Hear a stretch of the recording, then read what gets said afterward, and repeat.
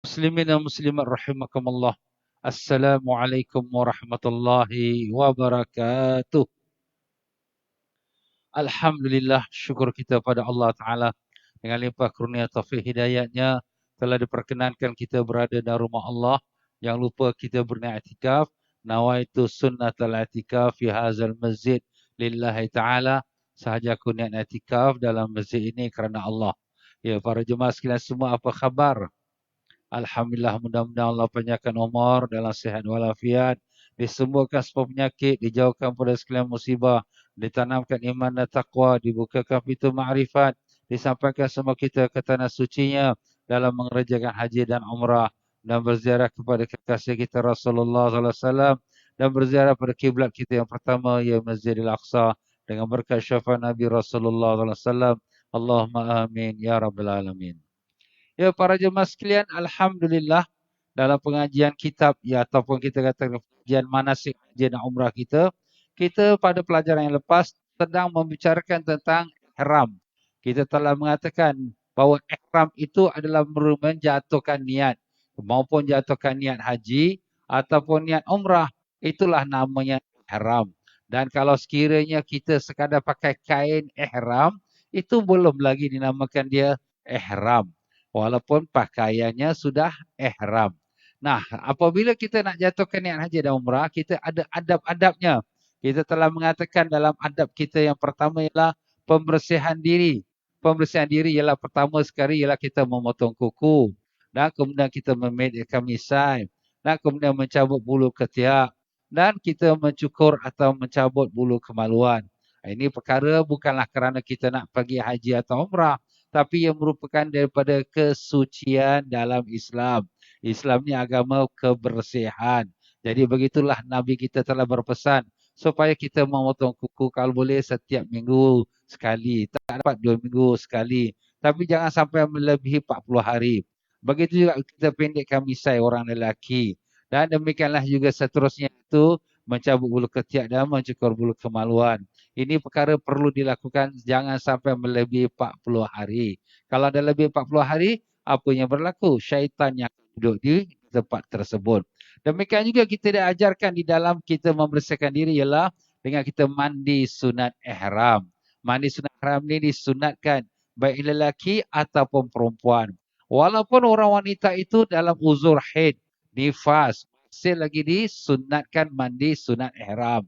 Cuma apabila kalau rambutnya gugur, waktu dia mandi ketika di dalam haid, maka rambut tu dikumpulkan dan kemudian disimpan sehinggalah nanti apabila dia sudah bersih, maka dia mandi hadas besar, maka hendaklah dia membawa sama rambut-rambut yang tergugur itu untuk dimandikan bersama. Dengan tanpa ada tambah-tambahan niat, tidak ada ya. Tetapi kesucian itu bukanlah hanya pada zahir saja. Sebab Allah Subhanahu Wa Taala tidak melihat pada zahir semata-mata. Allah juga melihat pada hati kita. Hati itu juga perlu dibersihkan. Itulah sabda Nabi kita sallallahu alaihi wasallam, sesungguhnya Allah Taala tidak melihat kepada rupa kamu dan harta kamu, tetapi Allah melihat hati kamu dan amalan-amalan kamu. Jadi hati kita ni perlu dibersihkan. Tapi macam mana nak bersihkan hati kita? Iaitu dengan kita bertaubat pada Allah. Dengan kita banyak beristighfar kepada Allah. Jangan kita lalai daripada mengingati Allah Ta'ala. Ini pun keadaan kita sekarang ini dengan penyakit SARS ataupun penyakit virus corona ini juga merupakan satu peringatan Allah Ta'ala. Bahawa kita punya ibadat tu perlu diperiksa balik. Perlu dimuhasabah. Amalan-amalan kita mungkin ada yang tersilap, yang tersalah. Kita betulkan. Jangan kita biarkan saja. Keluarga kita yang bawa tanggungan kita, anak isteri kita, hendaklah kita perhatikan juga mereka. Jangan sampai mereka melakukan perkara yang dilarang oleh Allah ataupun melalaikan perintah-perintah Allah, terutama bab salat, bab ibadat. Hendaklah kita perbaiki mereka. Ini pun satu peringatan Allah Ta'ala pada kita ya, supaya Allah Ta'ala nak bersihkan kita, bukanlah nak siksa kita. Dan setelah kita pun dah mandi sunat ihram, kita pun memakai pakaian ihram. Memakai pakaian ihram lelaki tak sama seperti orang perempuan. Jadi orang lelaki dia hanya memakai 2 helai kain yang tak berjahit. Lelaki pakai 2 helai kain yang tak berjahit itu, 1 helai itu untuk kain sarung, Dan satu lain lagi untuk kain tutup badan, ya. Tetapi apabila dia pakai kain sarung tu, mestilah tutup aurat. Aurat lelaki tu ma baina surati warrukbati auratun. Apa yang ada di antara pusat dan kedua lutut adalah aurat. Jadi itu aurat tu mesti ditutup. Aurat orang lelaki antara pusat dan lutut ini bila dia berhadapan dengan sesama lelaki, bila dia berhadapan dengan adik-beradik keluarga di rumah, atau berhadapan dengan anak-anak yang sudah balik pun wajib tutup antara pusat dan lutut walaupun dalam rumahnya. Jadi dia tak boleh buat alasan ala kat rumah pakai seluar pendek saja, tak boleh. Dia punya aurat antara pusat dan lutut. Yang tidak ada auratnya ialah apabila dia berhadapan dengan isterinya, maka itu tidak ada auratnya. Demikianlah dia kalau sekiranya orang lelaki itu memakai kain ihram, jangan terlalu labuh sampai menutupkan mata kakinya. Sabda Nabi sallallahu alaihi wasallam, matal ka'baini finnar, yang di bawah mata kaki itu dalam neraka. Maknanya kain tu jangan sampai tutup mata kaki, jangan sampai labuh menyapu jalan raya. Hendaklah angkat sikit kain dia tu. Tapi kalau sekiranya dia menutup itu bukan dengan sengaja ataupun dengan tidak ada niat sombong atau takabur, itu hukumnya makruh. Walaupun ada khilaf di situ, setengah ulama mengatakan tidak makruh, tetapi kalau dia menutup mata kaki itu dengan niat bermegah-megah, menunjuk-nunjuk, maka hukumnya haram, ya. Sebab itu ada sifat orang yang dalam neraka seperti hadis yang telah kita sebutkan tadi. Jadi begitulah dia tuan-tuan, pakaian orang lelaki bahagian sarung. Dan bahagian orang lelaki yang bahagian badan pula. Seperti mana yang kita telah sebutkan dalam pelajaran kita dahulu, iaitu di muka surat yang 63, ya. Jadi kalau dalam badan pula maknanya dia menutup badan dia. Jadi menutup badan ini dia tidaklah aurat. Badan lelaki tidak aurat, tetapi dia hendaklah tutup, jangan sampai terbuka di depan orang-orang perempuan khususnya. Kalau depan lelaki sama lelaki tidak adalah masalah, ya. Tetapi kalau sekiranya depan wanita, kalau sekiranya badannya itu terbuka dan orang perempuan pun tengok, Masya Allah cantik dia, hebatnya, maka air liur dia pun meleleh, haram lelaki itu berdosa. Kenapa? Kerana menaikkan nafsu wanita. Tetapi kalau sekiranya kaum lelaki itu yang terbuka badannya itu, badannya sekeping aja macam papan, orang perempuan tu, alamak, muak aku tu. Alah, kalau macam tu tidaklah haram, tapi makruh kerana mendedahkan badannya depan orang wanita. Jadi sebab tu di sini kita kaum lelaki, walaupun badan bukan aurat, tapi hendaklah sentiasa ditutup supaya jangan terbuka di depan kaum wanita. Kalau sekiranya depan lelaki yang lelaki, tak apa. Nah, begitulah dia tuan-tuan dan puan-puan, ciri-ciri pakaian orang-orang lelaki dalam ihram. Maka sekarang ni kita akan tunjukkan cara praktikalnya pakai kain ihram itu sebagaimana yang telah pun kita sebutkan tadi.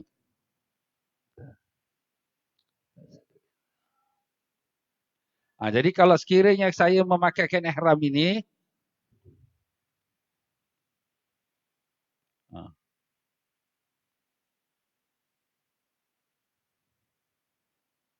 jadi kita temukan dua ujungnya kain ihram itu ditarik ke sebelah kanan kita. Kita tarikkan dia sebelah kanan kita supaya dia bercantum dan kemudian kita pegang sebelah pinggang kanan kita dan kemudian kita masukkan ke dalam. Masukkan ke dalam dan kita pegang ke pinggang kiri kita dan kemudian kita lipat masuk ke dalam lagi. Dan kemudian kita gulungkan dia. Ya, itulah yang cara yang terbaik sekali lagi, ya. Kemudian kalau kita ada tali pinggang, kita akan pakai tali pinggang. Tapi kalau sekiranya kita tak kuat kita punya ikatan tu, maka kita boleh ulang sekali lagi. Tali pinggang pun tak muat ni. Jadi kita ulangkan sekali, one more time. Jadi kita tarikkan sebelah kanan, turunkan sikit kain ihram dia tu. Jangan tinggi sangat. Dan kemudian pegang pinggang kanan dan kemudian kita masuk ke dalam. Pegang masuk ke sebelah kiri dan kemudian pegang pinggang kiri, kemudian kita lipat masuk ke dalam. Kemudian kita gulungkan dia, ya. Jadi yang bagusnya kita kalau ada tali pinggang tu lah kita pakai tali pinggang, ya. Tapi kalau tak ada tali pinggang tu jaga-jaga jangan sampai terjatuh nanti dunia kiamat. Ya. Nah, kemudian lepas tu kita ambillah kain untuk menutup badan kita. Jadi dua kain itu kita letakkan di atas dua bahu kita, letak pada belakang atas dua bahu kita. Yang sebelah kiri itu pendek sikit pada belah kanan. Sebab apa belah kiri itu kita hanya nak selitkan ke pinggang kanan kita. Selitkan pinggang kanan kita. Dan kemudian yang belah kanan ini, kita selimpangkan saja di atas bahu kiri kita. Jadi macam tu. Dan untuk kita kuatkan dia lagi, kita gulungkan pusing badan. Kita gulungkan dia kat belakang kita supaya dia tidak mudah terjatuh. Itulah caranya untuk ikatkan di badan dia. Jadi dengan itu sempurna sudah kita ikatan kita. Terima kasih. Jadi kalau sekiranya kita lihat di dalam buku kita juga ada kita menunjukkan gambar-gambarnya. Seperti mana kita lihat di sini, iaitu gambar yang menunjukkan pertama sekali kita tarik sebelah kanan. Dan kemudian lepas tu kita lipatkan dia sebelah ke kiri. Dan kemudian kita lepaskan balik ke sebelah kanan dan kita gulungkan dia. Dan demikianlah apabila kita dah gulungkan dia, kita boleh pakai tali pinggang. Dan kalau kita dah pakai tali pinggang, kita dah bukakan dia punya gulungan tu supaya tidak nampak buncit sangat. Dan kemudian kita pun pakailah badan. Yang di badan tu kita pakai dengan selitkan di pinggang kanan kita. Yang kemudian kita selimpangkan di atas bahu kita. Alhamdulillah. Dan kita gulungkan di sebelah belakang kita supaya dia tidak mudah terjatuh. Itulah dia tuan-tuan dan puan-puan pakaian ihram untuk orang lelaki. Jadi apabila orang lelaki dah pakai kain ihram ini, dia belum lagi namanya dalam ihram selagi dia belum jatuh niat. Itu pakaian orang lelaki. Bagaimana pula pakaian orang wanita? Pakaian wanita tu lagi senang je. Dia boleh pakai apa saja pakaian. Dia boleh pakai baju Melayu, Tionghoa, baju India, baju Arab, apapun. Yang tak boleh, dia tak boleh menutup muka. Itu saja dia tak boleh tutup muka. Jadi, dia mesti buka mukanya. Dan dia tak boleh bersarung tangan. Jadi kalau orang perempuan dalam ihram, dia tak boleh bersarung tangan. Ini saja dua larangan untuk orang perempuan dalam ihram. Tapi sudah tentunya, walaupun kita mengatakan dia hanya dua perkara yang dilarang, tetapi pakaian dia yang dinamakan dia boleh pakai dalam masa ihram itu, mestilah mengikutkan ciri-ciri wanita Islam. Tapi kalau sekiranya dia wanita yang bernikab tu maknanya apa? Dia menutup muka sebab memang dalam mazhab Syafi'i dan juga beberapa mazhab yang kita Ahlus Sunnah, ada juga ulama yang mengatakan wanita tu wajib menutup muka. Jadi kalau begitu bagaimana dia dalam ihram? Rasulullah SAW telah bersabda, la tantaqibul mar'atul muhrimah wa la talbisul quffazain. Janganlah bernikab, mana menutup muka wanita yang sedang dalam ihram, dan janganlah dia memakai dua sarung tangan. Jadi Nabi dah larang. Habis macam mana Ustaz? Sedangkan dalam mazhab ada mengatakan wajib tutup muka bagi wanita yang nak menutup muka. Maka bagi mereka jalan keluarnya ialah dengan dia memakaikan topi di atas kepalanya. Dia pakai topi sport kalau kita katakan ya. Kemudian dia labuhkan dia kain tutup muka dia tu di atas topi itu dan tidaklah terkena kepada kulit mukanya. Itulah dia caranya. Jadi kalau sekiranya wanita yang bernikab nak teruskan dengan nikabnya, inilah cara dia untuk memakai dalam masa ihram. Kalau sekiranya wanita yang tidak bernikab, maka tidaklah apa-apa keperluan tersebut. Tetapi bila kita mengatakan wanita itu dia boleh pakai apa saja pakaian, tapi hendaklah dia menepati ciri-ciri pakaian wanita Islam. Apa tu ciri-ciri pakaian wanita Islam? Pertama ialah menutup aurat. Di manakah aurat wanita itu? Seluruh tubuh badan, melainkan muka dan dua tapak tangan. Dua tapak tangan termasuk jugalah sebagaimana yang dikatakan setengah ulama, iaitu apabila berhadapan dengan lelaki yang halal nikah. Ya? Jadi dua tapak tangan ni termasuk juga yang belakang tapak tangan. Jadi ini tapak tangan dan yang belakang tapak tangan. Jadi pokoknya maknanya ni wanita itu wajib tutup seluruh daripada hujung rambut sampai hujung kaki, melainkan muka dan tapak tangan. Jadi pakaian dia tu mestilah sampai ke hujung pergelangan tangan. Inilah pakaian yang wajib ditutup. Ya, jadi kalau sekiranya muka tu yang dibolehkan melainkan muka yang boleh dinampakkan tidak wajib ditutup dalam ihram dan tidak wajib ditutup dalam sembahyang dan dalam tawaf ialah hanya muka yang wajib dibasuh waktu kita berwuduk. Di manakah bahagian muka yang wajib dibasuh dalam wuduk? Daripada hujung rambut kita di atas kepala sampailah kepada dagu kita, bawah dagu kita sikit. Dan daripada telinga kanan sampai telinga kiri. Jadi inilah kita punya wajah kita ni yang wajib kita basuh waktu berwuduk dan yang dibolehkan terbuka sewaktu dalam solat dan juga dalam tawaf. Jadi wanita, kaum ibu ambil perhatian ya. Jadi kalau dia solat, wajib tutup aurat. Jadi aurat tu dia kena hendaklah dia punya telekung dia tu tarik sampai ke bawah dagu dia. Jangan nampak leher. Kalau nampak leher ni masih nampak aurat namanya. dia tarik sampai bawah dagu. Macam tu juga apabila dia tawaf, apabila dia dalam ihram, kain tudung dia tu mestilah tarik sampai ke bawah dagu dia. Jadi jangan nampakkan bahagian leher. Ini leher masih dihukum aurat. Begitu juga rambut-rambutnya itu mesti ditutup. Jadi jangan nampak rambut. Jadi yang boleh hanya ternampak ialah wajah dia yang wajib dibasuh sewaktu dia dalam berwuduk. Itulah dia. Dan termasuklah juga dalam masa ihram, ini jugalah pakaian dia tak boleh dinampakkan selain hanya muka saja yang dibolehkan dan juga dua tapak tangan depan dan belakang. Jadi maknanya kain ihram dia tu mestilah hujung kain pakaian dia tu mestilah dia tutup sampai ke pergelangan tangan. Ini sebenarnya berdasarkan pada suatu hadis Nabi sallallahu alaihi wasallam. Satu masa Nabi sallallahu alaihi wasallam masuk ke rumah isteri yang bernama Aisyah. Tiba-tiba dalam rumah isteri itu ada seorang perempuan yang bernama Asma. Asma tu kakaknya Aisyah. Jadi Asma ni kebetulan memakai pakaian yang tipis. Ini semua berlaku pada awal-awal Islam. Jadi Nabi sallallahu alaihi wasallam bila ternampak kakak iparnya dengan pakaian tipis, terus Nabi tolehkan wajahnya tak mau pandang kepada wanita tersebut atau kakak iparnya sambil Nabi bersabda, "Ya Asma, innal mar'ata idza balagatil muhaid fala yaslu ayyura minha syai'un illa hadza wa hadza." Wa asyara ila kaffaihi wa wajhi. Wahai Asma, sesungguhnya perempuan itu apabila sudah sampai masa haid, dah balik, maka tidak boleh dilihat daripada tubuh badannya sesuatu pun melainkan ini dan ini, sambil Nabi menunjukkan tapak tangan dan mukanya. Jadi itulah dia tuan-tuan dan puan-puan, dari hadis ini ulama telah bersepakat bahawa wanita wajiblah menutup seluruh tubuh badannya bila berhadapan dengan lelaki ajnabi. Kalau depan wanita, aurat wanita itu hanya antara pusat dan lutut.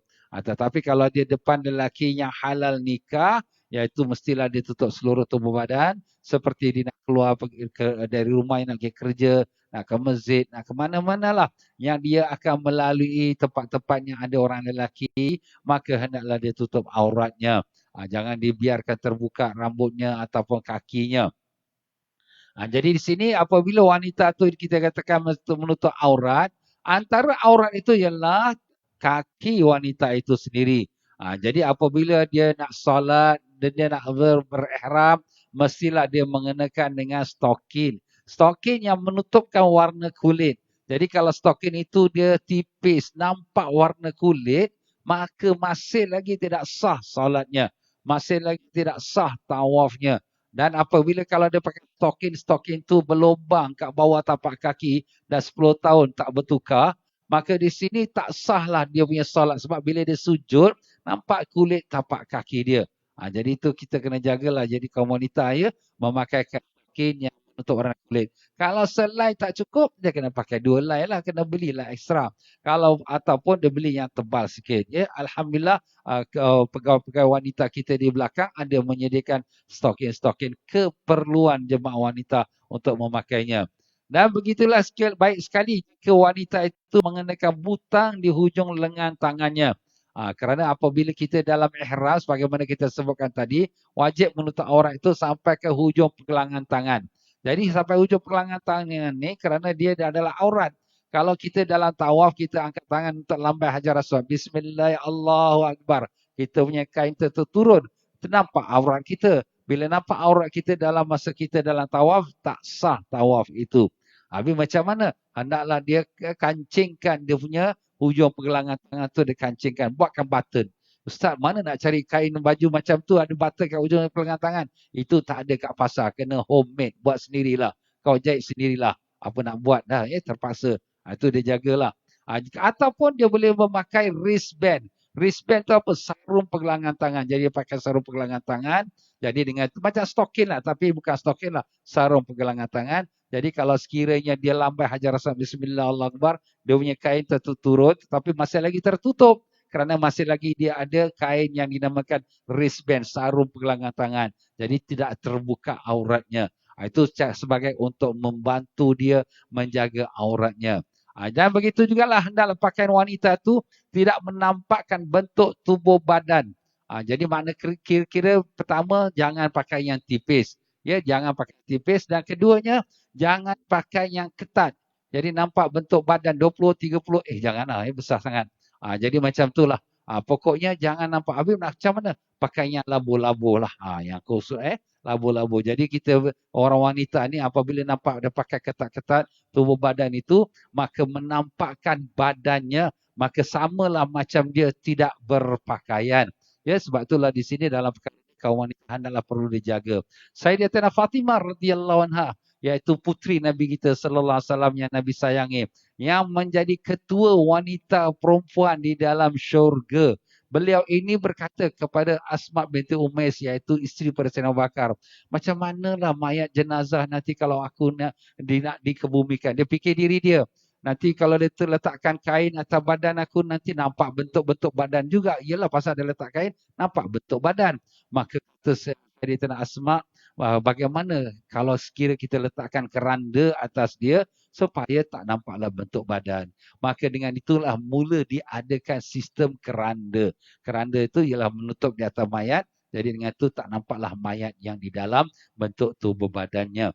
Jadi itulah dia tuan-tuan dan puan-puan. Makna Sayyidatina Fatimah tu dia fikirkan diri dia jangan nampak bentuk tubuh badannya. Sampai hatta kalau dia sudah jadi jenazah pun dia tak mau. Begitulah jaga hati dia tu takut kepada Allah Ta'ala. Ini kita dalam hidup-hidup kalau boleh, na'udzubillah sekarang zaman sekarang, kalau boleh lagi ketat, lagi ketat. Nak pakai seluar tu, kalau pakai seluar jin lagi ketat lagi nak pakai. Lama-lama sampai darah pun tak boleh mengalir. Kan susah. Itu bahaya tuan-tuan ya.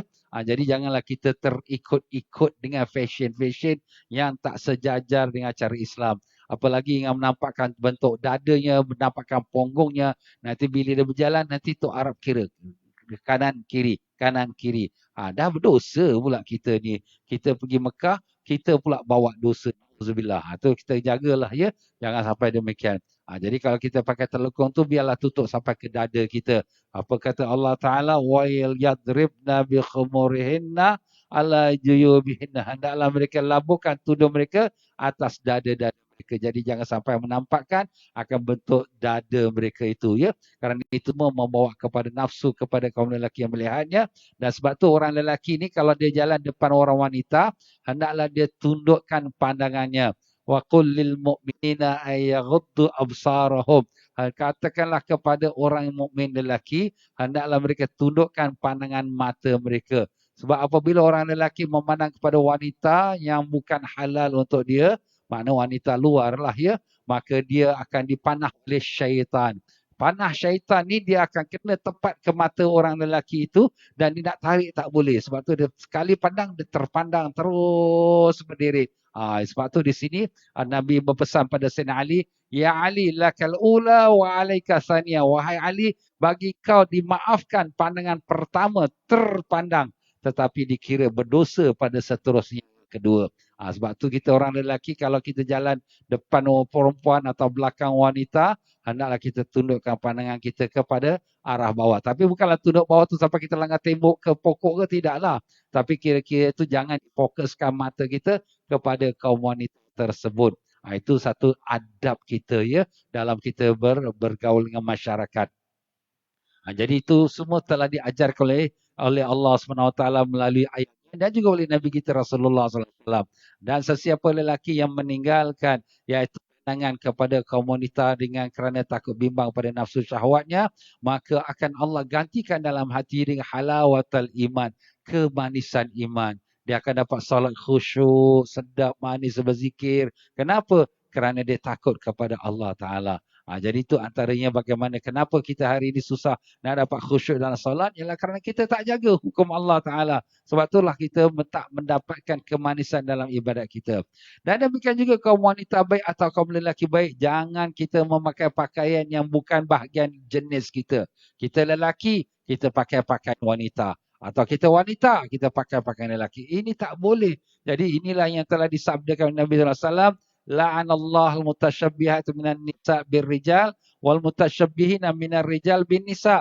Allah melaknat wanita-wanita yang menyerupai lelaki dan lelaki-lelaki yang menyerupai wanita. Allah laknat. Jadi di sini kita kalau orang lelaki jangan cuba-cuba nak pakai anting-anting, nak pakai gelang, nak pakai rantai. Ini dah jadi macam perempuan kau ni. Alah tak ada apa-apalah, suka-suka. Jangan. Ini kena laknat ni. Macam tu juga orang perempuan. Dia nak pakai macam orang lelaki, pakai shirt, pakai seluar panjang, pakai jean. Sekarang jin pun semua sudah marah. Kenapa jin marah? Sebab manusia dah pakai seluar dia. Sebab tu kita, yelah nak pakai seluar jin boleh lah. Tapi yang longgar-longgar lah, yang labu-labu. Jangan yang ketat-ketat ya. Jadi kalau sekiranya kita lelaki, pakai pakaian lelaki. Kalau wanita, pakai pakaian wanita. Kadang-kadang kita maaf ya, ibu ayah kita ni dia mengambil ringan. Anak lelaki dia pakaikan baju kakak dia. Anak perempuan dia pakaikan baju abang dia. Alah, tak apalah ustaz, budak-budak je bukan dia tahu apa. Tapi dari kecil ni apabila kita biarkan lama-lama nolari dia, dia punya jiwa dia punya hati dia tu mirip kepada apa yang sudah dia biasa. Jadi dia asalnya budak lelaki tapi oleh kerana dia dibiasakan dengan pakai wanita, akhirnya dia suka nak jadi macam wanita. Apa yang berlaku hari ini kita tengok. Begitu juga kalau wanita dah biasa dia pakaikan pakaian lelaki, akhirnya bila nak besar dia nak jadi macam lelaki, macam tomboy pula orang kata. Ini semua berlaku kenapa? Daripada pendidikan awal kecil lagi. Sebab kecil tu seperti rembung. Kata pepatah Melayu, kalau nak membentuk daripada rembung, daripada masa kecil lembut lagi. Bila dah besar, dah keras, dah tak boleh nak bentuk lagi. Dah jadi macam tu lah dia. Kalau dia membesar tu sengit, pokok tu sengit lah dia. Sebab tu di sini kita nak betulkan dia. Nampak pokok ni sengit? Betulkan dia. Daripada bila? Daripada rembung, daripada kecil lagi. Supaya dia dibetulkan lurus. Itulah dia tuan-tuan dan puan-puan, ajaran agama Islam kita. Jadi kita pun nak kena mendidik anak-anak kita pun daripada mereka kecil. Jangan tunggu mereka besar baru nak didik. Susah nanti ya. Apatah lagi dengan zaman sekarang. Anak-anak bila dah besar, dah keras, dah kedegil. Tak mau dengar cakap mak bapak. Jadi itu kita pun jadi masalah. Ya tuan-tuan dan puan-puan, begitulah dia pakaian wanita yang dalam Islam. Kalau pakaian itu sudah sempurna, nak pakai baju apa pun boleh. Baju Tionghoa, baju Punjabi, baju Melayu, baju apa pun tak apa. Asalkan memenuhi ciri-ciri pakaian Islam. Alhamdulillah sebenarnya kita dalam berpakaian ihram ni banyak hikmahnya. Kalau kita lihat di dalam ihram ni, ia merupakan satu pelajaran kepada kita. Kenapa? Semuanya, maupun dia raja, maupun dia rakyat, maupun dia kaya, maupun dia miskin, maupun siapa dia, semuanya satu uniform. Iaitu pakaian ihram. Tak boleh nak pakai baju mahal-mahal, nak pakai baju hebat-hebat. Walaupun dia raja, tinggalkan semua. Kau pakai dua lagi yang tak berjahit. Kenapa? Sebab Allah Ta'ala nak tunjukkan sebab kita semua adalah satu. Inilah Allah Ta'ala firmankan, Inna hadhi ummatun ummatan wahidah wa ana rabbukum fa'budun. Inilah dia umat yang satu, akulah Tuhan kamu, sembahlah padaku. Jadi begitulah Allah Ta'ala jadikan yang dari Afrika, yang daripada Amerika, yang daripada China, yang daripada India, daripada Malaysia, dari Singapura. Semuanya satu pakai uniform. Kain ihram yang berwarna putih yang tidak berjahit. Subhanallah tuan-tuan. Tidak ada satu agama pun dalam dunia hari ini yang di mana umatnya semua berkumpul di satu tempat dan kemudian semuanya dengan satu pakaian dan semuanya dengan satu bahasa. Apa bahasanya? Labbaik Allahumma labbaik. Ya Allah, aku menyahut panggilanmu ya Allah. Masya Allah. Baik dia orang Cina, baik dia orang India, baik dia orang Afrika, baik dia orang Amerika, semuanya satu bahasa. Inilah keindahan Islam tuan-tuan. Agama yang indah, agama Allah Ta'ala. Tidak ada agama yang seperti kita Islam. Syukur pada Allah atas nikmat iman dan Islam ini. Tetapi Allah Ta'ala nak tunjukkan juga, walaupun kamu pakaian seperti itu, semuanya sama, tetapi yang membezakan kamu bukan darjat kamu, kamu raja, kamu rakyat, kamu pandai, kamu doktor, kamu biasa, tidak. Yang membezakan kita ialah takwa kita kepada Allah. Apa Allah katakan? Inna akramakum indallahi atqakum.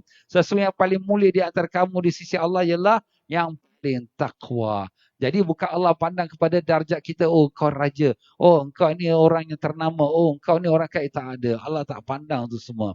Allah pandang pada hati kita. Yang paling mulia di sisi Allah ialah orang yang bertakwa. Maupun daripada negeri India ke, China ke, Amerika ke, Singapura ke, itu semua tidak membezakan di sisi Allah Ta'ala.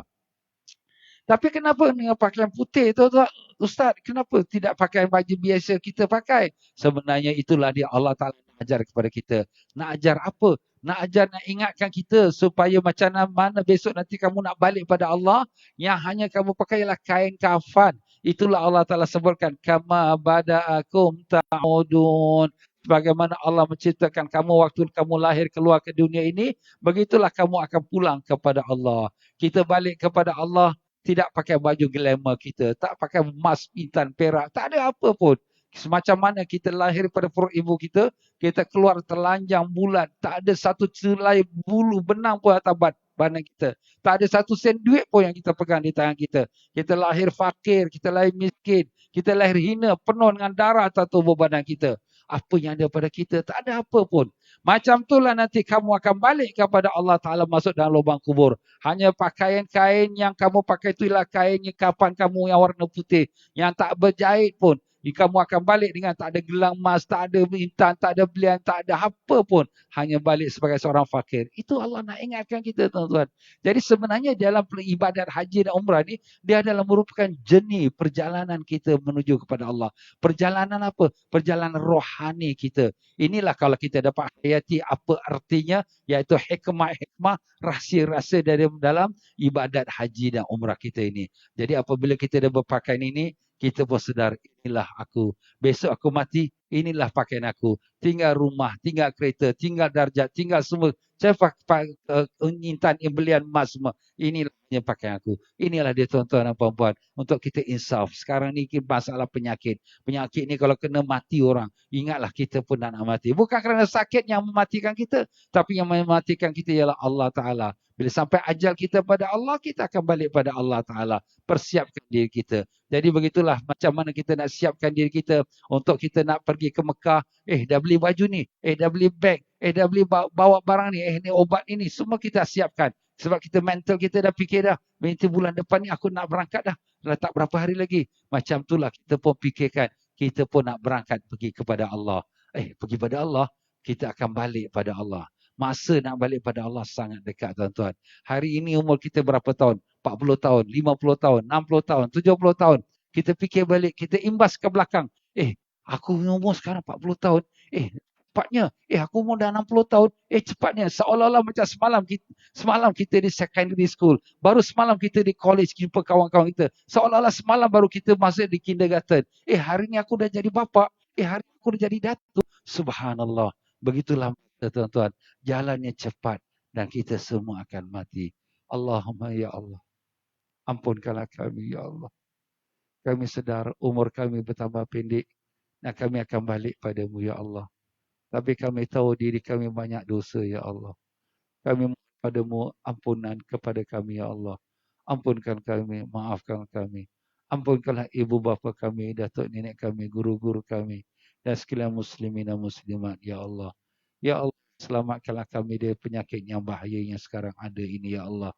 Selamatkanlah negara kami Singapura dari penyakit yang bahaya ini, ya Allah. Ya Allah, berikanlah keinsafan pada kami dan sekalian kaum yang beriman untuk kembali pada pegangan ajaran agamamu, ya Allah. Terimalah kami, maafkanlah kami, ya Rabbal Alamin. Allahumma amin. Ya Rabbal Alamin. Kita doa Allah Ta'ala, tuan-tuan ya. Jadi begitulah dia, tuan-tuan dan puan-puan rahimakumullah ya.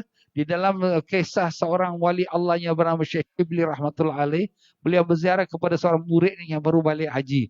Kemudian dia pun bertanya kepada murid dia, pada ketika kamu memakai ihram, adakah kamu menanggalkan pakaianmu? Sudah tentulah ya. Kita kaum lelaki, kita tak boleh pakai singlet, tak boleh pakai baju, tak boleh pakai seluar, tak boleh pakai seluar dalam. Semua ni kita kena tanggalkan. Kalau orang perempuan pun tanggalkan pakaian biasa, nak pakai baju kain ihram, pakaian ihram walaupun taklah pakaian macam lelaki, tetapi nak pakai pakaian ihram yang baik-baik. Maka sudah tentulah menanggalkan pakaian lama. Maka bila guru ni bertanya pada muridnya, adakah pada ketika kau memakai ihram, kau menanggalkan pakaianmu? Maka murid menjawab, ada, saya lakukan. Maka Syekh tanya, pada ketika itu, adakah kamu berjanji menanggalkan segala daripada kamu melainkan Allah? Macam mana pula ni? Menanggalkan segala yang lain daripada kamu melainkan Allah. Jadi kita tanggalkan pakaian kita, kita tanggalkan sekalian pergantungan kita kepada selain pada Allah. Maaf tuan-tuan dan puan-puan. Hari ini kerana kita terlalu sibuk dengan dunia, kita punya pegangan pergantungan kita seolah-olah tidak kepada Allah. Aku ada bisnes. Aku yang kerja, cukup bulan dapat gaji. Aku ada klien, aku ada pelanggan. Jadi dia punya fikiran dia kepada dunia ini seolah-olah dia sudah rasa cukup. pergantungan dia. Dia tak perlu kepada Allah. Allah Ta'ala nak buktikan. Sekarang dengan penyakit virus ini, kerja kau tak boleh pergi, kena cuti, kena kuarantin. Kau punya berniaga bisnes, ini sekarang pelanggan pun nak kurang. Orang pun tak mau pergi beli belanja-belanja, takut. Kemudian kepada siapa kita nak bergantung? Kita lupa kita ada Allah. Tempat pergantungan kita ialah Allah. Apa yang kita bimbang? Yang memberi kita rezeki Allah. Yang menghidupkan kita Allah. Yang mematikan kita Allah. Kenapa kita tak ingat pada Allah? Ini Allah nak ajar kita, tuan-tuan dan puan-puan. Ingat balik kepada Allah. Dialah yang memberi kamu rezeki. Dialah yang memberi kamu nyawa. Dialah yang menghidupkan kamu. Dialah yang mematikan kamu. Jadi kita tanggalkan sekalian pergantungan kita kepada manusia, kepada dunia, kepada harta, kepada bisnes. Semua kita tanggalkan. Kalau sekiranya tak ada bisnes, tak ada pelanggan, tak ada rezeki, tak ada, tetap aku akan hidup kerana Allah yang nak hidupkan aku. Kalau Allah nak matikan aku, segala-gala ada di tangan aku pun, aku akan mati juga. Itulah dia, tuan-tuan dan puan-puan. Iman kita kepada Allah. Jadi saat ini sebenarnya Allah sedang mendidik kita, meletakkan kita iman on the right track. Balik kepada pangkal jalan. Kita selalu terjauh pada Allah. Allah bawa kita balik. Mari ingat pada Allah Ta'ala. Hari ini kita takut. Nak salam orang kita takut. Nak jumpa orang kita takut. Kita takut orang, kita takut penyakit. Lebih daripada kita takut pada Allah Ta'ala. Semayang Allah nanti ya. Subuh Allah nantilah pukul 8 semayang subuh. Kita tak takut pada Allah. Tapi takut pada penyakit. Takut pada dunia. Kenapa? Ini Allah nak ingatkan kamu. Sekarang kamu semua ingat. Kalau kena penyakit ini kamu akan mati. Apa persiapan kamu? Jadi inilah dia, tuan-tuan. Allah sayang. Sebenarnya Allah sayang kita. Umat-umat Nabi dahulu, apabila mereka derhaka pada Nabi-Nabi mereka, Allah terus binasakan mereka. Umat Nabi Nuh AS, bila mereka ingkar pada Nabi Nuh, Allah turunkan hujan lebat, banjir sampai tenggelam semua. Habis binasa. Umat Nabi Lut, apabila derhaka pada Nabi Lut, Allah Ta'ala angkat kampung mereka, terbalikkan dia sampai jadi laut mati sekarang ini. Allah binasakan mereka.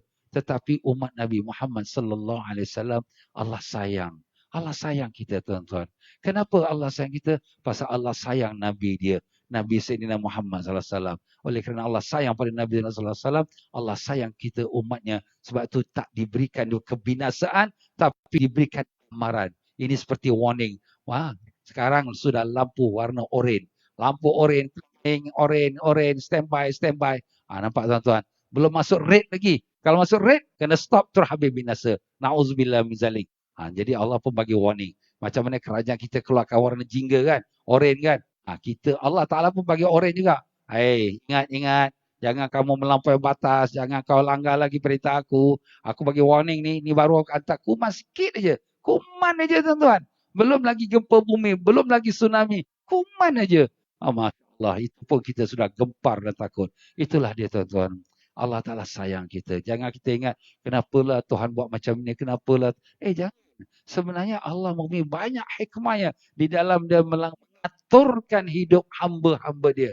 Ya, apabila ditanyakan kepada murid ini pun kata, tidak, saya tidak lakukan macam tu.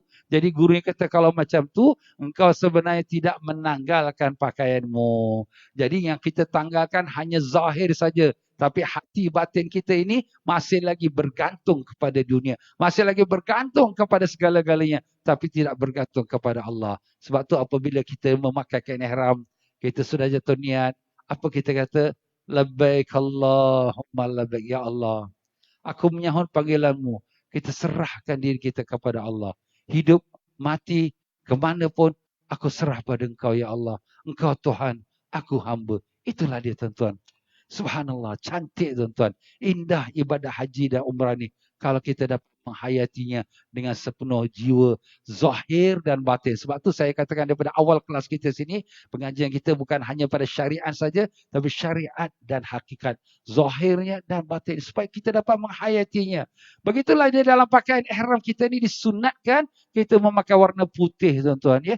Warna putih ini memang disuruh oleh Nabi SAW, pakailah putih dan pakaikanlah mayat-mayat kamu iaitu dengan warna putih. Jadi untuk orang lelaki baik, untuk orang perempuan baik, sunatlah dia memakai warna putih untuk di dalam ihram. Jadi kalau sekiranya dia nak pergi ke Madinah dulu, daripada Singapura pergi Madinah, dia nak pakai baju apa-apa, tak apalah warna apa. Tapi bila daripada Madinah nak pergi ke Mekah, nak jatuh niat, pakainya warna putih. Macam itulah disunatkan ya. Dan demikian juga di dalam masalah perpakaian ihram ni, boleh orang lelaki atau perempuan pakai jam, pakai cincin, pakai cermin mata, walaupun cermin mata tu ada tali di belakang. Ustaz, ni jam macam mana ni? Dia kan pakaian dia menyelubungi kepada kita punya tangan. Itu jam bukan pakaian, tapi dia merupakan keperluan. Dan begitu juga cincin bukan pakaian, tapi dia merupakan ya perhiasan. Cermin mata bukan pakaian, tapi keperluan untuk kita nak melihat. Jadi itu hukumnya harus. Tetapi ada orang dia terlupa yang tak boleh pakai seluar dalam, tak boleh pakai baju singlet, orang lelaki lah. Apa hukumnya orang yang terlupa ni? Untuk orang yang terlupa ni sebenarnya memanglah kalau dia dah tak tahu ataupun dia terlupa, tidaklah kena denda, tidak kena fidyah ya. Sebab apa? Dalam mazhab Syafi'i rahimahullah taala, dalam perkara ini Rasulullah sallallahu alaihi wasallam telah bersabda yang artinya rufi'an ummatil khata' wan nisyan, diangkat dari umatku, tak dikira berdosa perkara yang tersilap dan yang terlupa. Jadi kalau perkara yang tersilap dan terlupa, dia tak dikira berdosa. Jadi umpamanya kalau sekiranya dia memakai seluar dalam, dia pakai kain ihram, tapi dalam seluar dalam dia pakai lagi. Kemudian dia duduk dengan ceramah, ustaz kata tak boleh pakai seluar dalam pun tak boleh kita dalam ihram. Alamak, aku ada pakai seluar dalam ah. Macam mana ni? Cepat-cepat tanggalkan. Tapi jangan tanggalkan depan orang pula. Pergilah toilet. Tanggalkan. Habis, ustaz, dosa tak saya? Tak dosa. Kenapa tak dosa? Sebab kau tak tahu. Kau terlupa atau memang jahil. Kenapa dia tak tahu? Sebab kelas hari ini dia tak datang. Nampak? Sebab tu saya cakap every class is very important.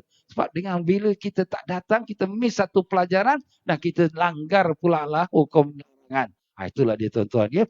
Jadi itulah adab yang ketiganya dalam berpakaian sebelum kita nak jatuh niat ihram. Dan adab yang keempatnya ialah memakai minyak wangi. Jadi sunatlah memakai minyak wangi sebelum kita menjatuhkan niat ihram kita. Sebagaimana Sayyidina Aisyah radhiyallahu anha mengatakan, akulah yang memakaikan minyak wangi kepada Rasulullah SAW untuk berihram sebelum baginda berniat dan untuk tahallulnya sebelum dia tawaf.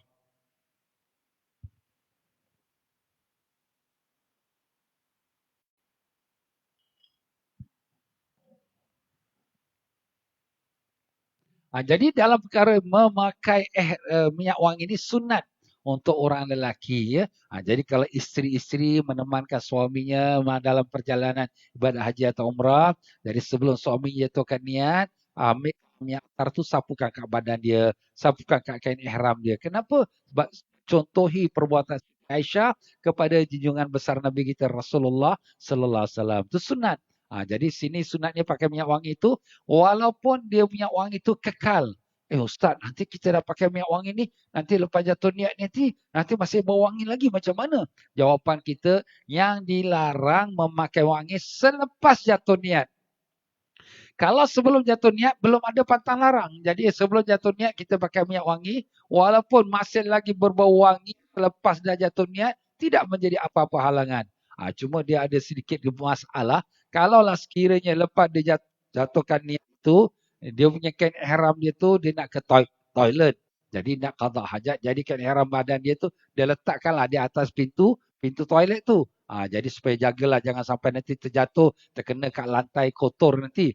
Jadi di sini apabila dia dah habis selesai qada hajat dia nak ambil balik kain ihram dia atas pintu toilet tu, kemudian nak pakai balik dia cium. Wangi ah. Kalau macam mana? Tak boleh pakai. Ustaz kata kalau wangi tu pakainya sebelum ihram, tak apa. Ya betul. Tapi bila kau sudah tanggalkan dan bila pakai balik dia kira hukum baru pula. Bila hukum baru, wangi. Tak boleh pakai kain ihram tu. Jadi kalau macam tu, kalau bimbang macam tu, tak payahlah pakai minyak wangi kat kain ihram dia. Takut-takut kain minyak wangi itu berkekalan. Kalau sekiranya ditanggalkan kain ihram, nak pakai balik, nanti dah tak boleh pakai. Melainkan kalau sekiranya kalau sebelum dia tanggalkan kain ihram dia tu di dalam toilet, dia cium, aku punya kain ihram ni bau wangi lagi. Maka jangan ditanggalkan. Jangan tanggal macam mana ustaz ni kita dalam toilet nanti. Takut kena lantai pula ni.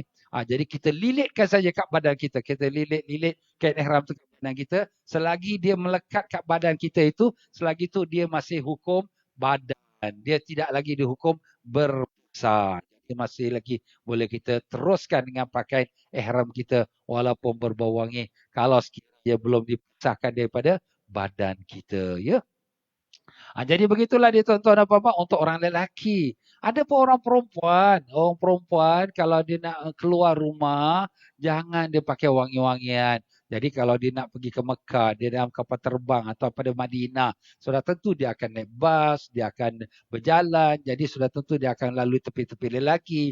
Jadi kalau perkara itu berlaku, janganlah pakai wangi-wangian, ya.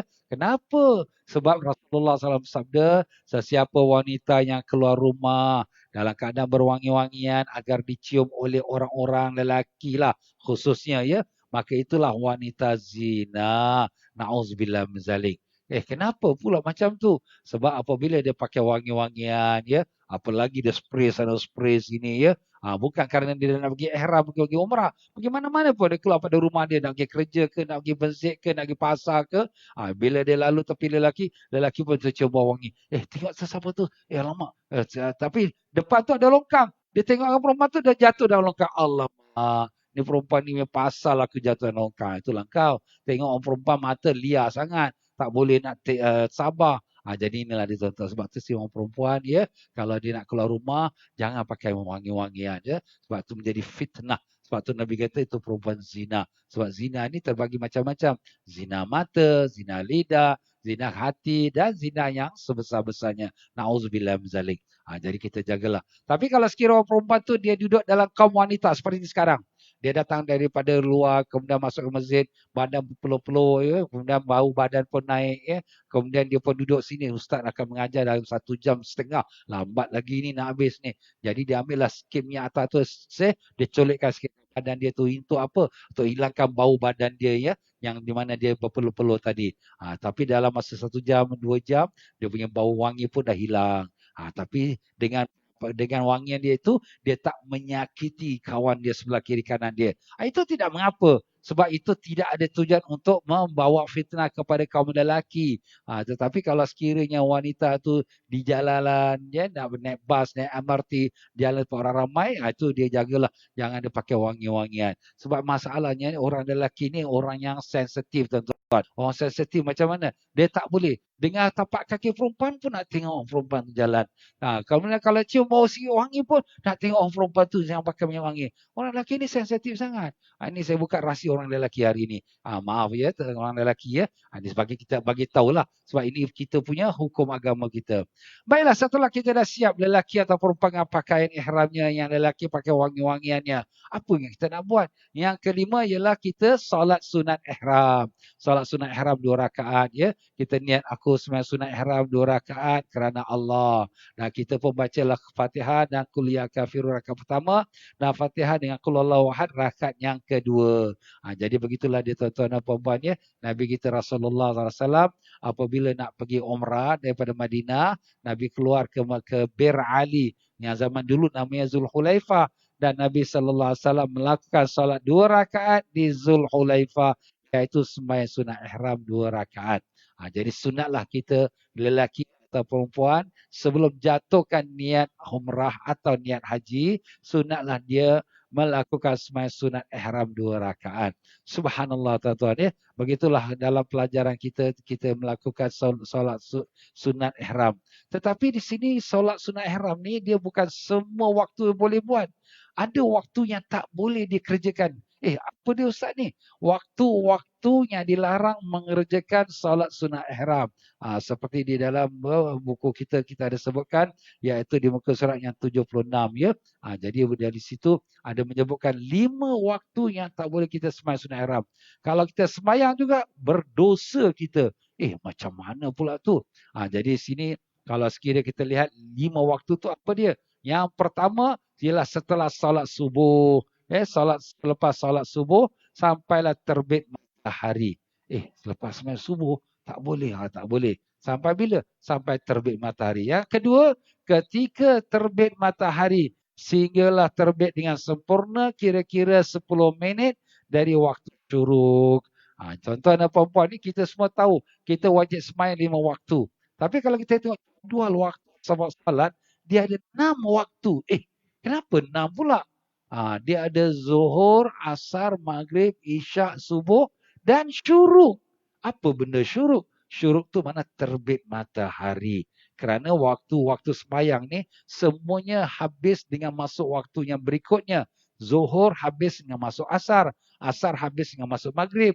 Maghrib habis dengan masuk Isyak. Isyak habis dengan masuk Subuh. Subuh habis dengan masuk apa? Ada orang sampai masuk Zuhur. Oi, panjangnya subuh kau tu. Sebab tu dia sembahyang subuh pukul 9 pagi pun tak apa. Oi, tidak. Subuh habis dengan terbit matahari. Itulah namanya syuruk. Jadi bila syuruk mana terbit matahari, dah habislah waktu subuh.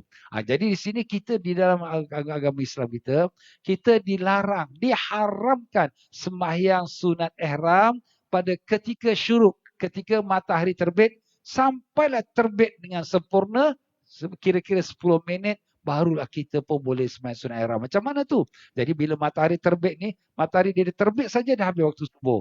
Jadi itulah nama syuruk. Tapi dia makan masa lebih kurang, dia keluar tu lebih kurang 10 minit. 10 minit. Jadi kalau kata syuruk tu pukul 7.20, 7.30 barulah kita boleh sembahyang sunat ihram. Kita bagi time 10 minit. Itu waktu haram. Jadi waktu haram yang pertama ialah lepas sembahyang subuh sampai terbit matahari. Yang kedua ialah ketika terbit matahari sehingga terbit sempurna kira-kira 10 minit dari waktu syuruk. Dan yang ketiganya ketika zawal matahari atas kepala kira-kira 10 minit sebelum masuk waktu zuhur.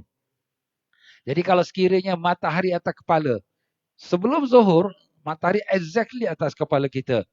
Bila masuk zuhur, bila matahari tergelincir sebelah barat. Tergelincir sebelah barat, bayang-bayang kita keluar sebelah timur kita. Sikit saya keluar. Itu namanya sudah masuk waktu zuhur. Jadi sewaktu matahari exactly atas kepala kita, itu waktu haram. Tak boleh sembahyang sunat ihram.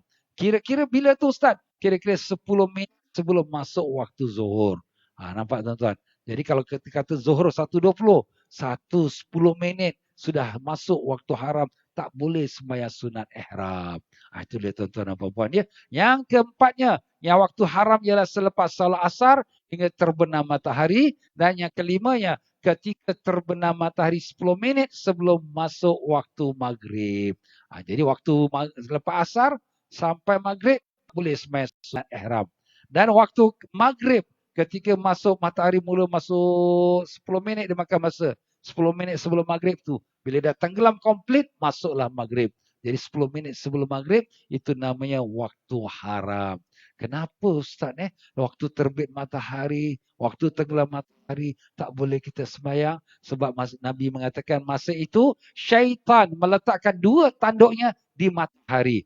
Jadi bila orang sembahyang pada matahari terbit, matahari tenggelam, seolah-olah dia menyembah syaitan. Sebab tu kita orang Islam tak boleh sembahyang pada masa tu. Dan ada pun tak boleh sembahyang lepas waktu matahari zawal atas kepala, kerana pada masa tu api neraka sedang menggelegak. Air neraka tu sedang menggelegak, kepanasan, dibakar oleh api neraka. Jadi sebab tu kita tak boleh sembahyang sunat ihram pada masa tersebut. Sebelum 10 minit sebelumnya masuk waktu zuhur. Begitulah dia tuan-tuan dan puan-puan dia, waktu-waktu haram. Tapi waktu-waktu haram ini yang kita katakan tadi, itu di luar Mekah. Adapun kalau sekiranya dalam tanah haram Mekah, tidak ada waktu haram. Dalam tanah haram Mekah tak ada waktu haram. Dalam tanah haram Mekah, iaitu bila-bila mata nak sembahyang sunat ihram boleh. Sembahyang apa pun boleh. Kenapa Ustaz? Dalam Mekah tu tak ada waktu haram. Kerana Allah jadikan Mekah special, khusus untuk ibadat kepada Allah. Jadi tak ada persoalan waktu haram. Bila-bila masa pun boleh. Itu memang ada hadisnya.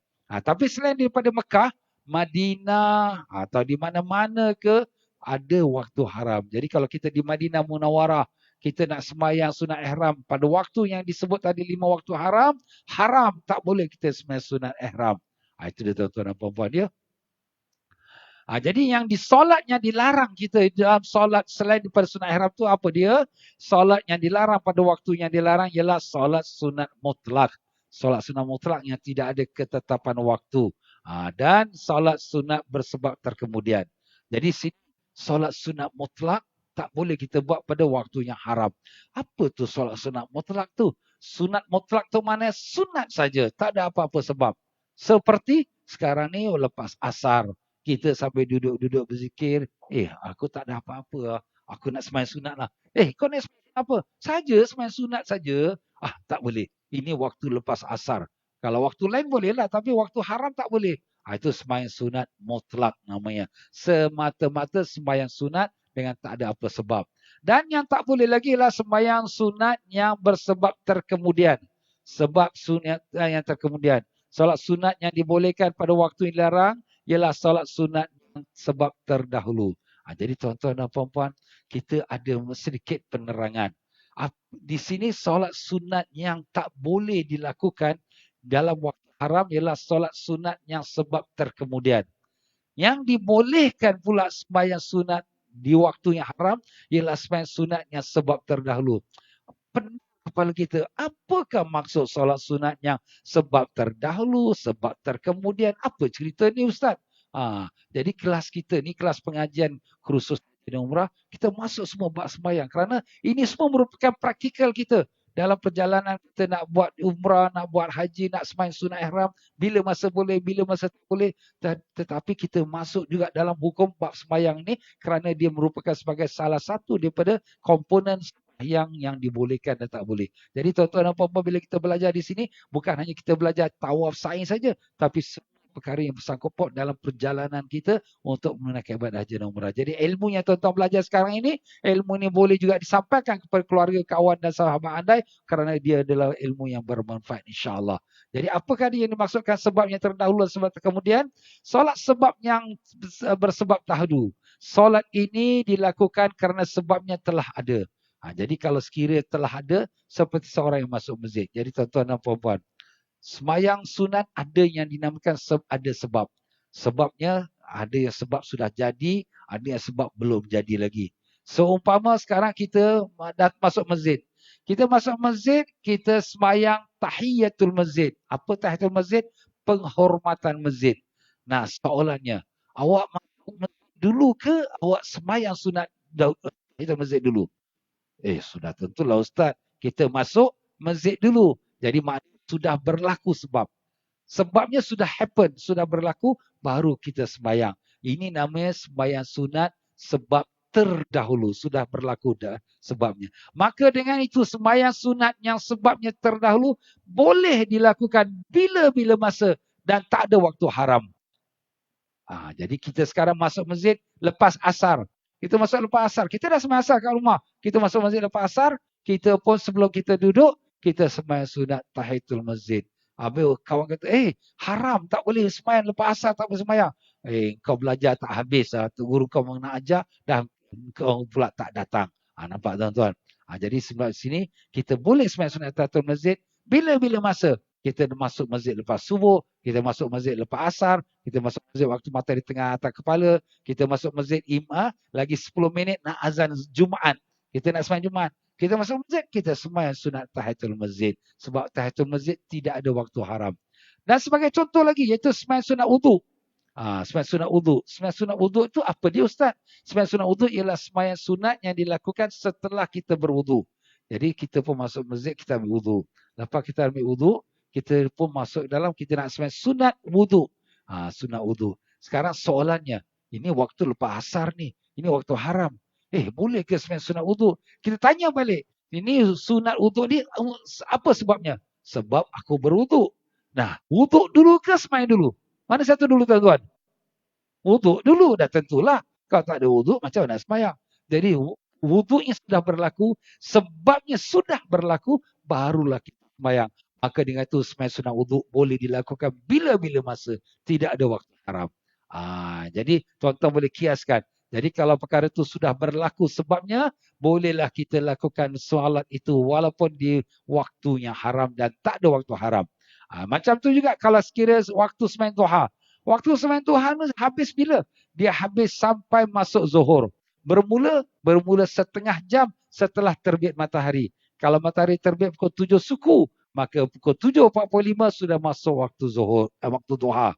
Nah, dia tak sempat sembahyang duha pada pagi hari, pukul 10, pukul 11, pukul 12, pukul 1. Kemudian baru tersedar, ya Allah, aku belum sembahyang sunat duha lagi. Kelang kabut dah ambil wuduk, kemudian dia pernah sunat duha. Lagi 10 minit masuk zuhur.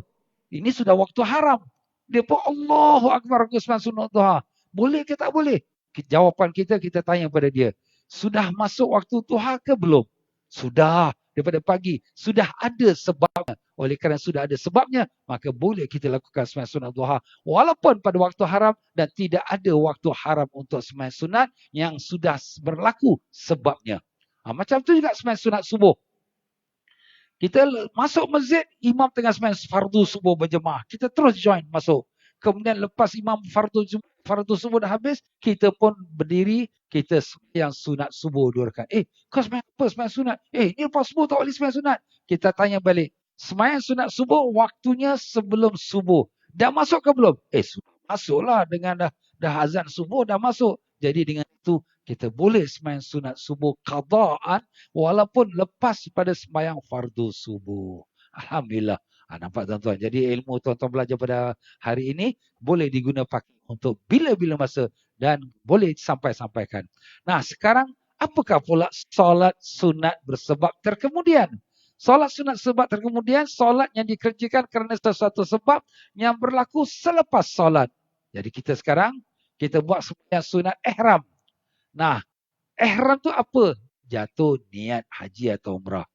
Jadi sekarang kita sembahyang sunat ihram 2 rakaat. Sembahyang sunat ihram ni sebabnya selepas sembahyang ke atau sesudah sembahyang? Sebabnya nanti lepas sembahyang baru aku jatuh niat ihram. Jadi sekarang ni belum lagi jatuh niat ihram. Maka namanya sebabnya terkemudian.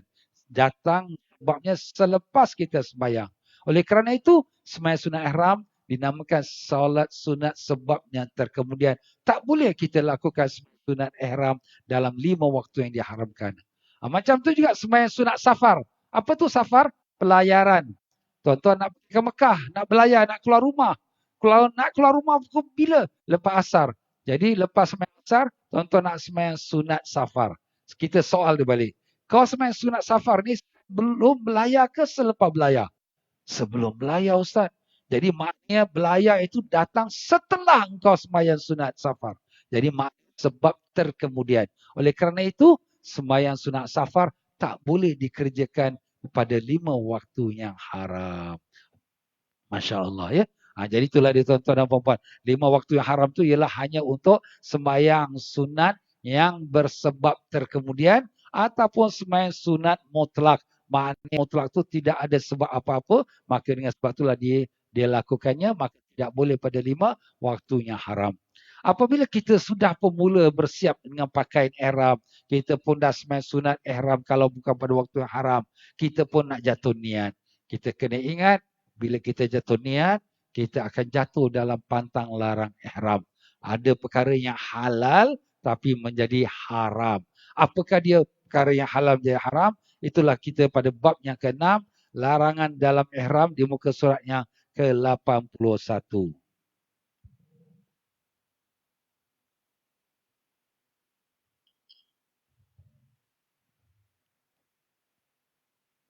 Jadi larangan dalam ihram itulah sebab kenapa namanya ihram. Ihram tu mana mengharamkan. Kerana sesuatu yang halal sudah menjadi haram apabila kita sudah jatuh niat. Jadi larangan dalam ihram haji atau umrah sama saja. Tapi kalau sekiranya ada orang kata, aku tak nak ikut, aku nak langgar. Berapa kena bayar denda? Aku bayarlah 1 ekor kambing ke 1 ekor unta aku bayar. Itu orang namanya sombong. Orang yang sombong itu sombong pada siapa? Sombong kepada Allah. Maka dengan itu ibadat dia, haji ke umrah ke, tidak diterima oleh Allah Ta'ala. Kerana Allah tak terima amalan orang yang sombong. Sebab tu di sini jangan kita besar diri. Aku boleh bayar, tak apa. Jangan. Kalau kita terlanggar, kita kena bayar denda, itu kita bayar. Tapi bukan kita sengaja melanggarnya.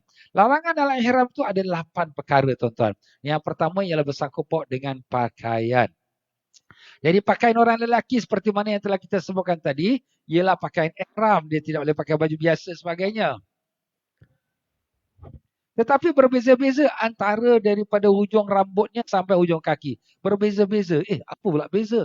Daripada segi kepala, dia tak boleh pakai sesuatu yang tutup kepala berterusan seperti songkok ke, serban ke, tarbus ke, helmet ke, ataupun dia memakai bandage ke di kepala, semua ni tak boleh. Dia tak boleh tutup kepala dia dalam masa dia dalam ihram.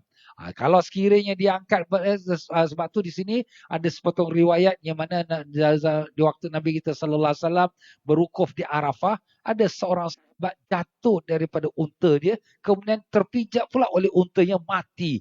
Apabila dia mati, nak dikebumikan, dia dalam ihram. Maka apa kata Nabi kepada teman-temannya? La tukhammiru ra'sahu fa innahu yub'atsu yaumal qiyamah mulabian. Janganlah ditutup kepalanya kerana dia akan dibangkitkan pada yaumul qiyamah dalam keadaan bertalbiyah. Jadi orang yang mati dalam ihram, Nabi kata jangan tutup kepala dia.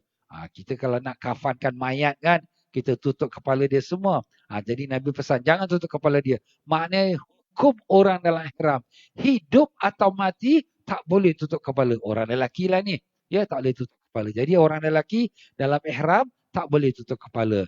Kenapa? Nanti besok yaumul qiyamah dia akan dibangkitkan dalam keadaan dia bertalbiyah. Kenapa talbiyah? Sebab dia masih lagi dalam ihram. Kita pula yang hidup, kita tengok dia mati, kesian dia mati ya. Belum sempat habis haji dia, belum sempat habis umrah dia dah mati, kesian dia. Tapi sebenarnya dia untung. Kenapa Ustaz dia untung? Sebab dia mati dalam ibadat. Umpamanya kalau kita pula ya, tengah-tengah sembahyang, tengah sujud mati. Bagus ke tak bagus? Baguslah. Orang kata, dia mati dalam sujud kau. Masya Allah. Kan? Hebat. Tak syukur pada Allah dia mati dalam sujud. Tapi kalau orang yang tak faham, kesian dia mati dalam sujud. Tak sempat habis sembahyang dia. Itu dia tak faham. Ya? Sebab orang yang mati dalam ibadat, besok dibangkitkan macam mana dia mati. Yub'atsun nasu yawmal qiyamah kama matu alaih. Dibangkitkan manusia yaumul qiyamah seperti mana dia mati. Jadi kalau dia mati dalam sujud, besok dia yaumul qiyamah pun dalam sujud. Masya Allah. Kalau dia mati dalam dia ihram, dia bangkit yaumul qiyamah seperti mana Nabi kata, dia bertalbiyah. Labbaik Allahumma labbaik. Orang tengok, wah, dia ni tera. Kita dalam ketakutan, dia boleh talbiyah pula. Kan bagus. Mana dia mati dalam ibadat. Kalau sekiranya dia mati syahid, berdarah-darah baju dia. Besok dia bangkit yaumul qiyamah, masih lagi berdarah-darah baju dia. Dan baju dia yang darah tu lebih wangi daripada bau kasturi. Subhanallah. Kalau dia mati dengan dalam keadaan berjoget di naik kelam, dia bangkit yaumul qiyamah pun dia berjoget dangdut dia. Orang kata celaka punya orang, orang tengah susah-susah takut-takut dia berjoget pula. Na'udzubillah min zalik. Kalau dia mati dalam mabuk, na'udzubillah, besok dia yaumul qiyamah pun dia bangkit dengan mabuk. Na'udzubillah min zalik. Allahumma ya Allah, matikanlah kami dalam husnul khatimah. Matikanlah kami dalam sujud pagi mat di sisimu ya Allah. Matikanlah kami dalam kau meridai kami. Ampunilah kami ya Allah. Dengan berkat syafaat Nabi kami Rasulullah SAW. Allahumma amin ya rabbal alamin. Kita selalu minta mati dalam ibadat ya. Sebab tu di sini bila kita setan bisik pada telinga kita, Maria, dia tu dah panggil lah dating. Sekali aja. Sekali kita jumpa dating, mati kat situ juga. Allah, na'udzubillah, mati dalam maksiat, na'udzubillah. Setan kata, marilah pergi naik kelab. Ini sekali aja kau pergi, sekali aja. Sekali masuk naik kelab, mati pula kat naik kelab, na'udzubillah. Sebab tu kita ingat tuan-tuan ya. Bila kita nak buat dosa, buat maksiat, ingat bagaimana kalau aku mati di saat itu. Mati ni boleh datang bila-bila tuan-tuan. Bukan nak tunggu kita sakit baru mati. Bukan nak tunggu kita atas katil baru mati. Sebab tu di sini kita waspadalah. Jangan terikut dengan nafsu syaitan kita. Na'udzubillah min zalik. Jadi begitulah dia tuan-tuan dan puan-puan. Bagi mazhab Syafi'i, rahimahullah ta'ala, dan juga empat-empat imam, Syafi'i, Malik, Hanbali, Hanafi, orang lelaki, tak bolehlah tutup kepala dalam masa ihram. Habis kalau dia angkat beg tu Ustaz, beg dia berat macam batu. Dia boleh angkatlah beg tu tapi sekadar sekejap saja. Jangan dia lama duduk atas kepala dia. Tapi kalau sebagai angkat beg untuk letakkan ke tempat lain, itu dia haruskan. Tapi tidaklah dia meletakkan nama di atas kepalanya. Dan kalau dia berteduh di bawah bayangan, berteduh di bawah bayang payung atau kemah atau pokok, itu tidak dilarang. Sebab itu perkara yang harus. Sebab dia bukan pakai tutup kepala. Cuma dia berteduh saja. Itu diharuskan. Ada pun kalau orang yang accident, dia luka, kepala dia tu hendak dibalut, dibandage oleh doktor. Habis apa nak buat? Itu dah terpaksa darurat. Diharuskan, dibolehkan, tapi dia kena bayar fidyah, bayar denda. Denda tu ialah dia beri makan kepada 6 orang miskin makan. Setiap orang miskin setengah gantang Jadi 6 orang miskin makan 3 gantang. Itu kena bayar denda. Itu pun taklah berdosa kerana itu fidyah. Sebab dia membalut kepalanya. Tapi hidung muka kita kalau kita terluka, misal kata hidung dia panjang sangat, terlanggar kat tembok kemudian nak dibalut, maka tidaklah dia berdosa, tidaklah wajib atas dia bayar fidyah, ya, sebab hidung tidak termasuk hukum yang dilarang menutupnya. Dan begitu juga orang lelaki boleh memakai tutup pelitup di mukanya. Sekarang ni zaman penyakit, kita pun nak pakai pelitup mask. Kita tutup kat muka kita. Boleh ke Ustaz? Dalam mazhab Syafi'i diharuskan. Ini untuk lelaki, ya. Untuk lelaki mazhab Syafi'i harus. Jadi muka bukanlah perkara yang dilarang ditutupnya. Jadi boleh kita tutup dengan mask ataupun waktu kita tidur, kita tarik selimut kita tutup kat muka kita, itu diharuskan dalam mazhab Syafi'i.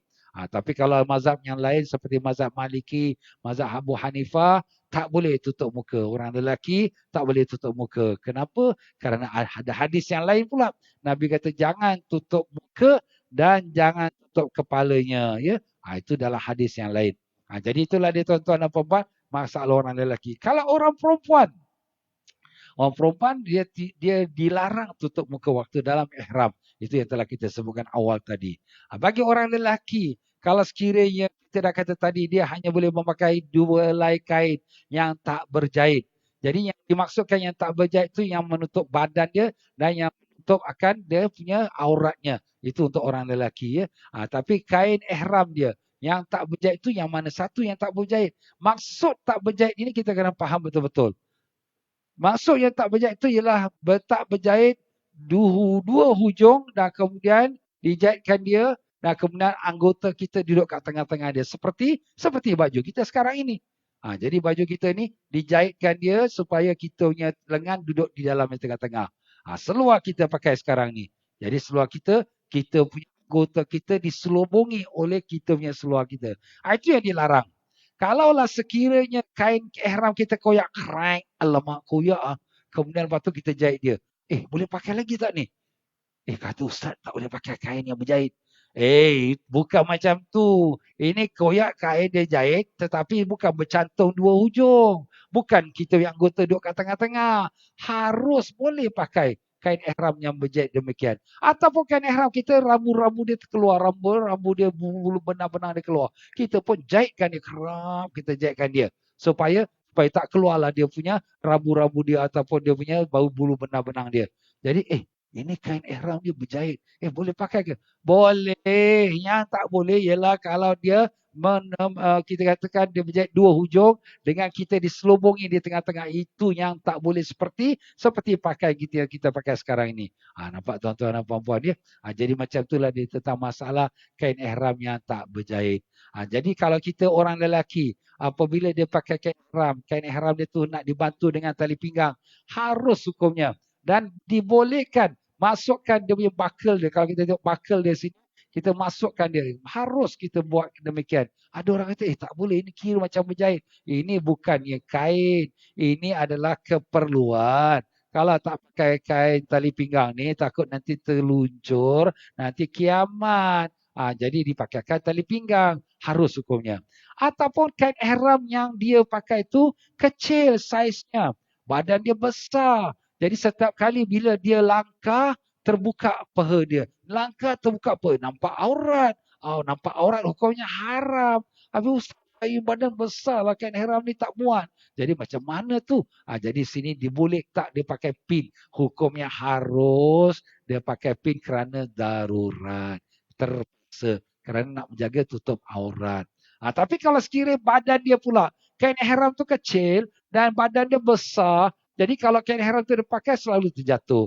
Saya pakai ihram tu terjatuh. Habis Ustaz macam mana? Boleh tak saya pinkan saja saya kain ihram tu? Jawapannya tidak boleh dipinkan. Habis ni terjatuh tak apa. Terjatuh kita angkat balik. Terjatuh kita angkat balik. Sebab badan lelaki bukanlah hukum aurat. Tidak hukum aurat. Jadi sini kalau terbuka sekejap, tutuplah balik. Buka sekejap, tutup balik. Macam tu saja. Berbeza dengan antara pusat dengan lutut yang merupakan aurat lelaki. Jadi begitulah Nabi kita sallallahu alaihi wasallam bersabda, tidak boleh orang yang sedang ihram memakai baju, tak boleh pakai serban, tak boleh pakai baju celana dan tidak boleh pakaian yang dicelup dengan bahan bau wangi, tak boleh. Itulah larangan Nabi kita pada orang lelaki dalam ihram ya. Jadi kalau sekiranya orang lelaki yang sudah pun nak berangkat, dia nak naik kapal terbang, dia kena tahu ke mana arah dia pergi lepas sampai Jeddah. Jadi tuan-tuan dan puan-puannya, apabila dia naik kapal terbang tu ataupun dia membeli package, kena tanya, ini package ni pergi Mekah dulu ke pergi ke Madinah dulu? Kenapa Ustaz nak kena tanya macam tu? Sebab kalau pergi Mekah dulu, kena bawakan ihram dalam tangan, nanti nak pakai dalam kapal terbang, nak jatuh niat dalam kapal terbang sebelum landing kat Jeddah. Oh, macam tu. Nampak? Kalau sekiranya dia pergi Madinah dulu, kain ihram tu simpan dalam beg besar, tak apa. Sebab nanti bila dia sampai Madinah, nak keluar Madinah, nak pergi Mekah, baru dia pakai ihram, baru jatuh niat di Madinah. Jadi berbeza kan? Sebab tu sebelum kita nak beli package, kita kena tanya supaya persediaan diri kita. Tapi kalau ada orang tu dia terlupa, dia seorang terlupa membawakan ihram sedangkan dia sudah hampir mikat untuk jatuh niat. Kain ihram tu kat letak mana? Kain ihram tu letak dalam kargo. Jadi package dia ni nak pergi ke Mekah dulu. Ustaz dia kata, para jemaah siap ya. Nanti kita lagi 10 minit nak jatuh niat. Alamak, aku kain ihram tak bawa ke dalam kargo. Habis macam mana Ustaz? Jadi sekarang ni dia nak kena tanggalkan pakai dia yang berjahit. Habis nak tanggalkan seluar kain ihram tak ada. Nanti macam mana pula? Hukumnya haram, berdosa pula. Oleh kerana itu Nabi memberikan kelonggaran. Apa kata Nabi? Idza lam yajid izaran falyalbisis sarawil. Jika seorang itu mempunyai kain ihram untuk sarung, hendaklah dia memakai seluar. Tak apalah. Jangan kau buka seluar kau. Nanti kiamat dalam kapal terbang ni. Pakai. Nanti bila dah sampai Jeddah, apabila dapat bagnya, cepat-cepat buka, ambil kain ihram, salinkan seluar tu pakai kain ihram. Tak kena benda. Kenapa? Sebab dia terlupa. Atau dia jahil, dia tak tahu program, dia tak tahu hukum tak boleh. Sebab apa? Sebab kelas hari ni dia tak datang. Jadi dia tak tahulah apa nak cakap, nak buat. Jadi sebab tu sini saya katakan ya, setiap kelas tu very important. Itu kalau bagian seluar. Tapi kalau sekiranya dia terlupa nak bawa kain ihram untuk nak tutup badan, macam mana kain ihram untuk badan tak ada, maka tidak boleh dia memakai kemeja-kemeja. Alamak, tadi pakai seluar kata boleh. Baju kemeja tak boleh pakai. Kena buka baju kemeja. Sebab kita kata apa? Badan lelaki bukan aurat. Jadi oleh kerana itu, kena buka kemeja. Habis Ustaz, takkanlah kita nak turun belengeng badan kita tu? Tak adalah. Ambil kemeja tu kau buka, tapi kau gantungkan atas bahu kau. Tapi jangan masuk tangan dia. Gantung saja macam kita tengok orang ni. Dia gantung saja atas badan dia. Jadi tangan dia jangan masuk dalam badan dia. Dan jangan dikancingkan dia punya butang dia, jangan kancing. Jadi itu caranya kalau sekiranya dia lupa ihram untuk tutup badan, kemeja mesti dibuka, tetapi dia gantungkan atas badannya sahaja. Masya Allah. Ada pun kalau sekiranya kaki kita orang lelaki. Orang lelaki ni banyaklah. Betul orang lelaki punya cerita ni. Kepala beza, badan beza, kaki pun berbeza. Dia tak bolehlah nak pakai kasut macam dia pakai tiap-tiap hari ni. Tak boleh nak pakai sport shoe dia. Tak boleh nak pakai boot dia. Tak boleh pakai stocking. Ini semua tak boleh dalam masa ihram. Habis yang ustaz yang boleh apa nak pakai? Dia boleh pakai selipar saja ataupun sandal saja. Selipar sandal tapi ada syarat-syarat. Ustaz, sandal ni berjahit tau ustaz. Ini hukum lain pula. Kaki hukum lain. Jadi kalau kaki ni dia wajibnya mesti menampakkan dia punya jari-jari kaki dan menampakkan tumit dan juga mata kakinya. Itu syaratnya. Jadi kalau kita kaum lelaki dan nak umrah ke pergi haji ke, kena buat shopping lah. Tengok, tak ada cakap ni. Mesti beli sandal atau selipar yang menampakkan warna dia punya jari-jari kaki dan tumit dan mata kaki. Kalau gitu kita kena sesuaikan. Jadi tak bolehlah nak pakai sandal yang tutup jari-jari kaki, tak boleh. Atau sandal yang tutup kita tumit kaki, tutup ke belakang, tak boleh. Sebab syaratnya mesti nampak jari-jari kaki dan mesti nampak dia punya tumitnya dan mesti nampak dia punya mata kakinya. Itu dia syarat dia tuan-tuan dan puan-puan ya. Itu untuk orang lelaki lah ya. Dan kalau sekiranya dia terlupalah nak bawa kasut dia atau selipar dia. Macam saya kata tadi dia terlupakan ihram. Sekarang dah terlupa pula dia nak bawa kasut dia. Kasut dia tertinggal. Dia punya, maaf, selipar dia tertinggal. Sandal dia tertinggal. Dia sekarang pakai kasut. Habis macam Ustaz. Jadi Nabi SAW pesan, kalau orang yang tak ada selipar, illa ahadun la yajidu na'lain, fal yalbis khuffain wal yatahuma asfala minal ka'bain. Melainkan orang yang tidak ada dua selipar, maka pakailah kasut. Dan hendaklah dia potong yang di bawah dari dua mata kakinya. Alamak. Jadi kalau dia tak bawa selipar, kasut tu okey, kau boleh pakai kasut, tapi yang kat bahagian tumit tu potongkan dia. Alamak, potong Ustaz. Sayang ni kasut ni $200 ni, branded. Oh, kau sayang kalau gitu kau pijakkan dia. Pijak? Macam ni kau pijakkan dia. Pijak, kemek lah dia Ustaz. Alamak, sayang. Okey, kalau gitu kau kasut ni kau simpan baik-baik, letak dalam beg. Kau turun kau pakai kaki ayam. Kaki ayam? Yalah, ini tak boleh, cerewet sangat. Kaki ayam kau, turunlah kau, pandai kau.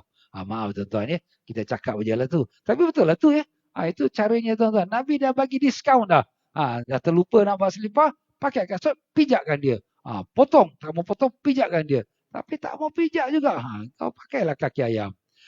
Orang perempuan dalam pakaian ihram dia tak ada masalah. Seperti mana kita dah sebutkan tadi, dia boleh pakai apa saja asalkan ciri-ciri pakai wanita Islam. Yang dia tak boleh ialah tak boleh menutup muka dia. Itu saja. Dan dia tak boleh bersarung tangan. Selain pada itu semua tak ada apa-apa larangan untuk kaum wanita. Alhamdulillah. Jadi dengan itu tuan-tuan dan puan-puan ya, selesai kita membicarakan daripada larangan kaum wanita dan kaum lelaki dalam berpakaian, dan masuk kita dalam perkara yang kedua, larangan terhadap wangi-wangian. Wallahu a'lam. Kita berhenti situlah di tuan-tuan dan puan-puan ya.